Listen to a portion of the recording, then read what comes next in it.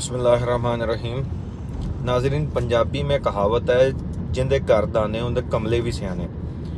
یہ بات پاکستان میں ہو رہی ہے۔ ٹم ہارٹنز کا 61 سالہ ریکارڈ جو ہے پہلے دن ٹوٹ گیا، اور دوسری سائڈ پہ جو غریب معاشرہ ہے پاکستان کے اندر، وہ آٹے کے لیے لائنوں میں لگے ہوئے جن کو آٹا میسر نہیں ہے، اور ایک سائڈ پہ جو امیر معاشرہ پاکستان کا وہ ٹم ہارٹنز جیسے کنگلیمریٹس کو بزنس دے رہا ہے۔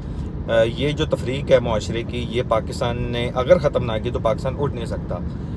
پاکستان کی جو لوور مڈل کلاس ہے اور جو لوور کلاس ہے، ان کو اپنے حقوق کے لیے کھڑا ہونا پڑے گا، اور ایک پبلک سفیئر بنانا پڑے گا، خواہ عمران خان ہو، خواہ نواز شریف ہو، خواہ پاکستان کے کوئی بھی ادارہ ہو۔ اس سے جب تک وہ احتساب نہیں لیں گے، نہیں کھڑے ہوں گے اپنے حقوق کے لیے، پاکستان ترقی نہیں کر سکتا۔ پاکستان کے لیے ضروری ہے کہ پاکستان کی عوام اس مسئلے کو سمجھے۔